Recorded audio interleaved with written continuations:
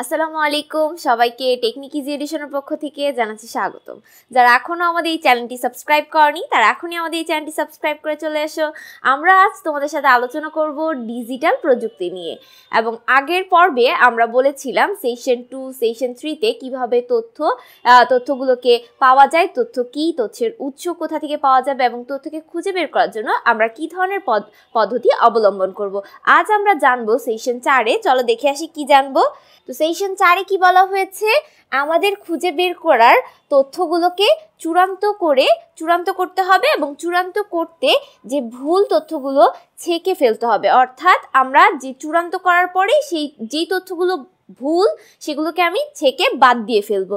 তো সেটা করার জন্য কি কি করতে হবে দেখো, ইতিমধ্যে আমরা কোন সমস্যাটি নিয়ে কাজ করতে চাই তা নির্ধারণ করে ফেলেছি এবং কিছু তথ্য সংগ্রহ করে ফেলেছি এবং এই তথ্যগুলো নিয়ে আমরা আশপাশের টিচারদের সাথে এবং আমাদের পরিবারের লোকজনের সাথেও কথা বলেছি যাতে এই তথ্যগুলো আমি কোথা থেকে পেতে পারি এবং তথ্যর যেই সকল ভুলগুলো রয়েছে সেগুলো কিভাবে বের করে ফেলবো। আজ আমরা এই সেশনে এগুলো নিয়ে কথা বলবো। দেখো কি বলা হয়েছে, আমাদের আশপাশে বিভিন্ন তথ্য ছড়িয়ে রয়েছে, তা থেকে আমাদের প্রয়োজনীয় তথ্যটি আমরা কি করব বলতো, নিয়ে থাকি এবং এই তথ্যগুলো নিয়েই কিন্তু আমরা কাজ করে থাকি। আমাদের যত প্রয়োজনীয় তথ্য রয়েছে সেগুলো আমরা ব্যবহার করি এবং অপ্রয়োজনীয় তথ্যগুলোকে বের করে ফেলে দিই।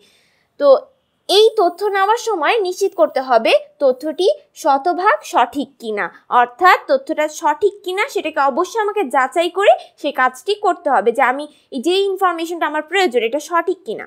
এরপরে কি করতে হবে দেখো, কারণ এই সমস্যাগুলো নিয়ে আমরা শ্রেণীকক্ষের বাহিরে সচেতনতা তৈরি করতে যাব, অর্থাৎ আমরা সবাইকে সচেতন করতে যাব যে এই সমস্যাগুলো যদি হয়, যেমন আমরা বলেছিলাম করোনা ভাইরাস নিয়ে কথা, যে যখন আমাদের প্যান্ডামিক সিচুয়েশন ছিল তখন আমরা করোনা ভাইরাস নিয়ে অনেক আলোচনা শুনতে পেয়েছিলাম যে বাসা থেকে বেরোনো যাবে না, নিরাপদ দূরত্বে একে অপরের সাথে আলোচনা করতে হবে এবং হাঁচি কাশি দেওয়ার সময় আমরা রুমাল ব্যবহার করব, হ্যান্ড স্যানিটাইজ করব, বারবার সাবান পানি দিয়ে হাত ধুবো, 10 সেকেন্ড ধরে হাত ধুতে হবে। এই যে নিয়মাবলী আমরা কিন্তু আগে একটা নিয়মাবলী পেয়েছি এবং সেই অনুযায়ী আমরা সচেতন হয়েছি।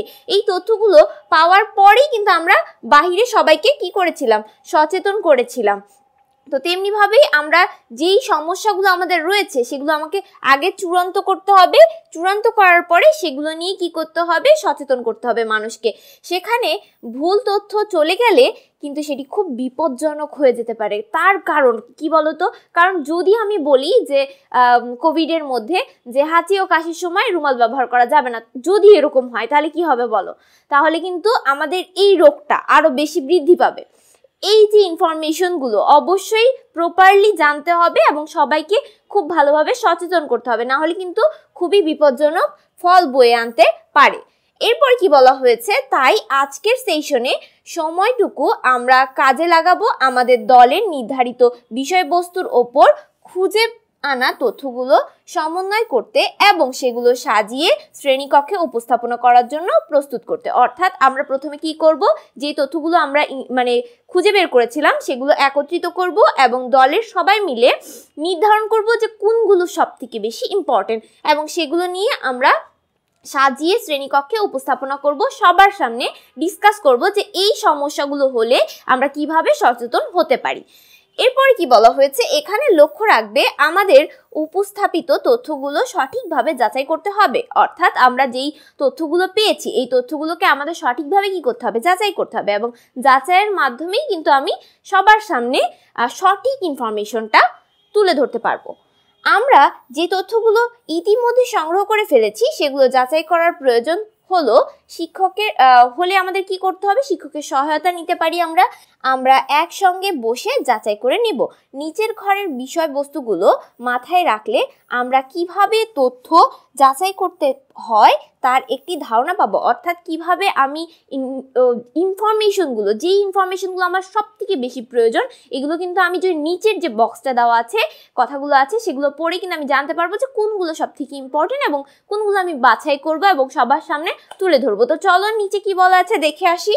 তো দেখো নিচে কি বলা হয়েছে, তথ্য যাচাইয়ে কিছু সাধারণ নিয়ম। কি বলা হয়েছে যে কোনো মানবীয় উৎস থেকে যদি আমরা তথ্য নিয়ে থাকি তবে সবার আগে এটি লক্ষ্য রাখবো যে আমাকে তথ্যটি দিচ্ছে সে কতটা বিশ্বাসযোগ্য, অর্থাৎ আমি যার কাছ থেকে ইনফরমেশনগুলো নিচ্ছি সে এই বিষয় সম্পর্কে কতটুকু জানে এবং সে কতটুকু বিশ্বাসযোগ্য আমার কাছে, এবং সে সঠিক ইনফরমেশনগুলো দিচ্ছে কিনা তার জন্য আমাকে প্রথমেই কিন্তু যাচাই করতে হবে যে সে জানে কিনা এই বিষয় সম্পর্কে। এই যে আমি মানবীয় উৎস হিসাবে যে আমি একজন মানুষকে নির্বাচন করছি সে আসলে অভিজ্ঞ কিনা বা এই বিষয় সম্পর্কে সে আগে ফেস করেছে কিনা, তারপরে আমি তার কাছ থেকে তথ্যগুলো নিব। যেমন ধরো স্কুলে আসার সময় রাস্তার অপরিচিত একজন ব্যক্তি আমার স্কুল সম্পর্কে একটি তথ্য দিল, আর স্কুলে আসার সময় আমার শিক্ষক আমাকে আমাদের স্কুল সম্পর্কে একটি তথ্য দিলেন। আমি কার দেওয়া তথ্য বেশি বিশ্বাস করব? অবশ্যই যে আমি যার কাছ থেকে ইনফরমেশন প্রথম নিয়েছি সে একজন সাধারণ ব্যক্তি, যে আমি আসার সময় স্কুল সম্পর্কে কিছু তথ্য পেলাম এবং পরবর্তীতে শিক্ষকের কাছ থেকে আবারও আমি অন্য রকমের একটা কোশ্চেন করলাম বা সেটারই একটু ঘুরায় কোশ্চেন করলাম এবং সেই কোশ্চেনটারই আবার আমি উত্তর পেলাম। অবশ্যই শিক্ষক যেহেতু ওই স্কুলের টিচার তার তথ্যটি সব থেকে বেশি গুরুত্বপূর্ণ হবে, কারণ সে এই সম্পর্কে ডিটেলস আরও বেশি ভালো জানে। তাহলে অবশ্যই কি হবে, শিক্ষকের কাছ থেকে যে তথ্যটি আমরা নিলাম সেই তথ্যটি কিন্তু আমাদের গ্রহণযোগ্য। ঠিক এইরকমভাবে পরিস্থিতিতে আমরা বিভিন্ন তথ্য পাবো, তখন আমাদের মূল্যায়ন করতে হবে যে কোন মানুষটি বেশি বিশ্বাসযোগ্য, অর্থাৎ আমার কাছে সব থেকে বেশি বিশ্বাসযোগ্য যে এবং যে এই সম্পর্কে জানে আমি তার কাছ থেকে ইনফরমেশনগুলো নিব।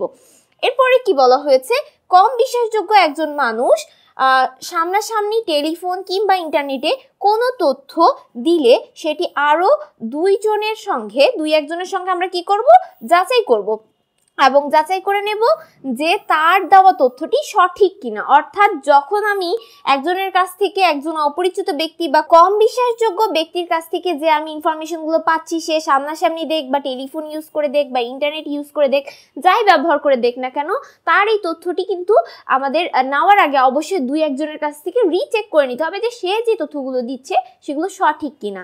এবং তার সাথে আমরা কি করব বলতো, তার সাথে সাথে আরও কয়েকটি ব্যাপারে লক্ষ্য রাখবো যে আমাদের তথ্য দিচ্ছে তার এই তথ্য দেওয়ার ব্যাপারে নিশ্চয়ই কোনো স্বার্থ আছে কিনা, মানে কোনো ধরনের তার এই স্বার্থ আছে কিনা বা সে এটার জন্য কোনো জানে কিনা, বা সে যে এটা বলছে সেটা সে যদি তার স্বার্থের কারণে কোনো কিছু মিথ্যা বলে থাকে সেই ক্ষেত্রেও কিন্তু আমাদের বিভিন্ন ধরনের বিপজ্জনক ক্ষতি হতে পারে। তার জন্য আমাকে সেই দিক থেকে লক্ষ্য রাখতে হবে। যদি সেই রকম থেকে থাকে তাহলে তাকে বিবেচনায় নিয়ে আমাদের নিতে হবে এবং আমরা সেই তথ্যগুলোকে কতটা বিশ্বাস করব সেটাও আমাদের উপরে ডিপেন্ড করবে, যে আমি তার কথাটা কতটুকু বিশ্বাস করব এবং তার কথাটা কতটুকু নিয়ে আমি সবার সামনে উপস্থাপনা করব, এটা আমাকে জাজ করতে হবে যে আমি তাকে কতটুকু বিশ্বাস করি।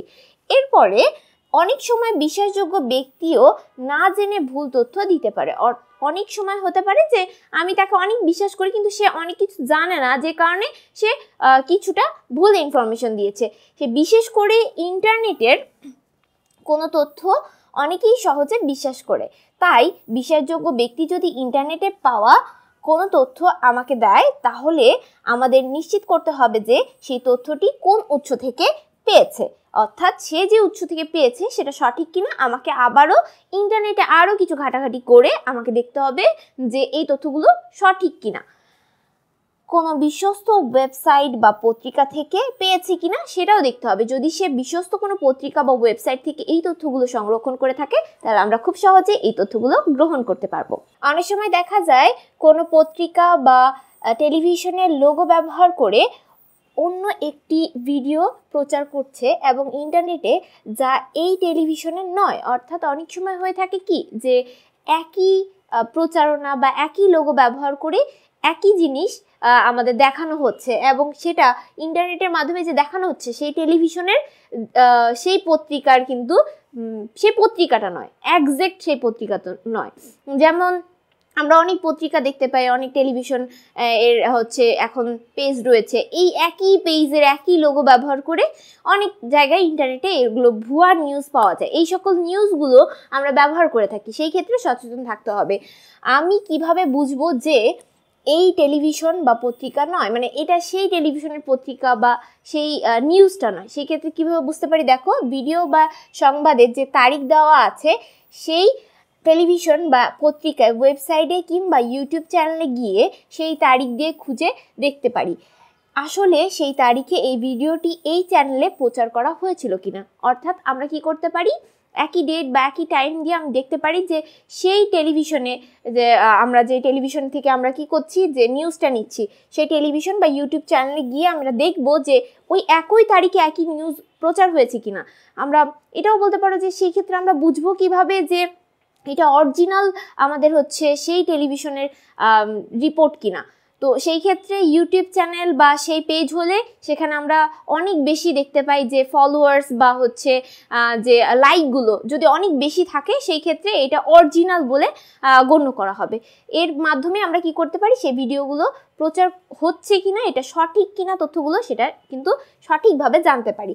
এরপরে কি বলা হয়েছে দেখো তোমাদের, যে সারণী নম্বর 1.4 আমাদের তথ্য যাচাই করতে গেলে নিচের সারণীটি পূরণ করতে হবে। অর্থাৎ যে তথ্য সংরক্ষণ করেছিলাম সেইটা এবং যাচাইয়ের পরে যা পেলাম, অর্থাৎ আমরা যে ধরো একটা সংরক্ষণকৃত তথ্য যে করোনা ভাইরাস নিয়ে আমি কিছু তথ্য পেলাম এবং এই তথ্যগুলো আমি যেই তথ্যগুলো ইনফরমেশনগুলো পেয়েছি যে হাঁচি ও কাশি দেওয়ার সময় রুমাল ব্যবহার করা বা কনুই ব্যবহার করা, সাবান দিয়ে হাত ধোয়া, এই সকল তথ্যগুলো ধরো পেলাম এবং এগুলো আমি যাচাই করব এরপরে যে এগুলো সঠিক কিনা। অর্থাৎ কোথা থেকে যাচাই করতে পারি, আমি যে বিভিন্ন ওয়েব পেজ বা ওয়েবসাইট এবং বিভিন্ন চিকিৎসকের পরামর্শ নিয়ে এগুলো আমরা সুন্দর করে ইন্টারনেটের মাধ্যমে সঠিক তথ্য কিনা সেটা যাচাই করতে পারি এবং যাচাই করে সঠিক তথ্য যেগুলো সেগুলোই কিন্তু আমরা এই পাশে লিখব।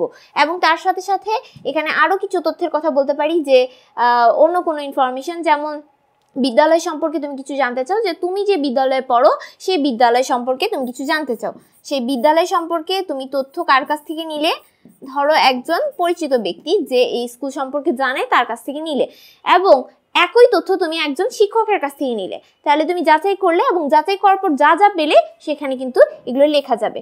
অর্থাৎ আমরা কি করব, যে প্রথমে আমরা যে তথ্যগুলো পেয়েছি সেগুলো প্রথমে নিজেরা ডিসকাস করব, পরিবেশের সাথে ডিসকাস করব, ইন্টারনেট বা বিভিন্ন তথ্যের মাধ্যমে আমরা সেটা যাচাই করব, যে প্রথমে সেই তথ্যগুলো আমরা বের করব, বের করার পর সেগুলো আমরা যাচাই করে দেখব, যে দুই একজনের কাছ থেকে যাচাই করে দেখব যে এই জিনিসগুলো সঠিক কিনা। আচ্ছা, বিদ্যালয় সম্পর্কে জানলাম। এখন আরও কিছু তথ্য যদি সংরক্ষণ করতে চাও, যেমন ধরো তোমরা জানতে চাও যে বাংলাদেশ সম্পর্কে, যে বাংলাদেশের যে বিভিন্ন ধরনের ভূতাত্ত্বিক বিভিন্ন বিষয় বা বাংলাদেশের যে আমাদের আবহাওয়া সম্পর্কে বা জলবায়ু সম্পর্কে যদি কোনো তথ্য তোমরা জানতে চাও, সেই ক্ষেত্রে ধরো বাংলাদেশের আবহাওয়া নিয়ে তোমরা কিছু তথ্য বের করলে এবং এই তথ্যগুলো জলবায়ু আবহাওয়া নিয়ে যে তথ্যগুলো তুমি পেলে সেগুলো সংরক্ষণ করার পরে সেটা যাচাই করে তোমরা কিভাবে দেখবে, সেটা হচ্ছে আমরা বিভিন্ন ধরনের ওয়েবসাইট, ইন্টারনেট এবং সেগুলো সঠিক কিনা সেগুলো যাচাই করতে হবে এবং কয়েকজনের সাথে ডিসকাস করে এবং অভিজ্ঞ ব্যক্তির কাছ থেকে যে তথ্যগুলো পাবো সেগুলো আমরা যাচাইকৃত তথ্য বা বক্সে লিখব। তারপর কি বলা হয়েছে, আগামী সেশনের উপস্থাপনার সময় যে বিষয়গুলো মাথায় রাখবো আমরা, সেগুলো হলো তথ্য যাচাইয়ের পর আমরা আগামী সেশনে উপস্থাপনার জন্য পরিকল্পনা করব। প্রথমে যে আমি সেশনটি করব সেই সেশনের আগে নিজেকে আগে পরিকল্পনা করতে হবে যে আমি কোন কোন টপিকগুলো প্রথমে আলোচনা করব এবং আমাদের এই বিষয়গুলো শ্রেণীকক্ষে আমরা কি করব, উপস্থাপনার ক্ষেত্রে লক্ষ্য রাখবো যে উপস্থাপনাটি যেন অল্প সময়ের মধ্যে সম্পূর্ণ হয়, যাতে মানুষ খুব সহজেই এই জিনিসটা ক্যাপচার করতে পারে এবং আমাদের দলের বিষয়বস্তুটি আমরা সবার আগে তুলে ধরতে পারি। অর্থাৎ যে বিষয় সম্পর্কে আমি বলছি সেটা প্রথমেই বলে নিব যে আজ আমরা যেটি নিয়ে আলোচনা করছি সে টপিকটি হলো করোনা ভাইরাস এবং এটি একটি বিপজ্জনক ভাইরাস যে সম্পর্কে আজ আমরা সচেতন করব। এইভাবে কিন্তু আমরা শুরু করতে পারি এবং এই ক্ষেত্রে আমরা বিভিন্ন দেয়ালিকা মানে হচ্ছে দেওয়ালের পোস্টার যেগুলো আমরা ব্যবহার করি এগুলো বা পোস্টার বা পাওয়ার পয়েন্টে আমরা উপস্থাপনা ইত্যাদির মাধ্যমে উপস্থাপন করতে পারি। অর্থাৎ আমরা কি করতে পারি, বিভিন্ন ধরনের দেয়ালিকা তৈরি করতে পারি, পোস্টার তৈরি করতে পারি এবং তার সাথে সাথে পাওয়ার পয়েন্টে প্রেজেন্টেশনের মাধ্যমে অর্থাৎ উপস্থাপনার মাধ্যমে আমরা মাইক্রোসফট পাওয়ার পয়েন্ট দ্বারা এই প্রেজেন্টেশন সফটওয়্যারটি দ্বারা আমরা কি করব, উপস্থাপনা করতে পারি এবং বিভিন্ন স্লাইড তৈরি করে এটা সবার সামনে সুন্দর করে আকর্ষণীয়ভাবে উপস্থাপনা করতে পারি যে এটা হলো করোনা ভাইরাস এবং এগুলো করলে আমরা এই ধরনের সমস্যায় সম্মুখীন হব এবং এর জন্য আমাদের কি কি সচেতনতার প্রয়োজন রয়েছে এই সম্পর্কে আমরা ডিটেলসে জানতে পারবো। আমাদের উপস্থাপনায় যা যা থাকবে, অর্থাৎ আমরা যখন উপস্থাপনা করব কি কি ধরনের প্রোডাক্ট আমরা রাখবো বা কি কি জিনিসগুলো রাখবো সেই সম্পর্কে আলোচনা করছি। দেখো, নির্ধারিত সমস্যা, যে কি ধরনের সমস্যা হয় সেই সম্পর্কে আগে আমাদের জানতে হবে, এবং সমস্যার সমাধান এবং প্রাপ্ত তথ্যের উৎস, অর্থাৎ কোথা থেকে আমি পাচ্ছি এই উৎসগুলো, এবং তার সাথে সাথে আমরা কিভাবে আমাদের তথ্যকে যাচাই করছি সেগুলো সম্পর্কে ডিটেলসে আমাদের জানিয়ে দিতে হবে, যে আমি যে চূড়ান্ত তথ্যটা পেয়েছি এই তথ্যগুলো আমি কোথা থেকে পাচ্ছি, সমস্যা সমাধান করার জন্য আমি নির্ধারিত সমস্যা এবং সমাধানকৃত সমস্যা সবকিছু আমি এখানে ডিটেলসে আলোচনা করব। আশা করি তোমরা এই পর্বটি বুঝতে পেরেছো। পরবর্তী সেশন দেখার জন্য সবাইকে আমন্ত্রণ জানিয়ে এখানে বিদায় নিচ্ছি। আসসালামু আলাইকুম ওয়া রাহমাতুল্লাহি ওয়া বারাকাতুহু।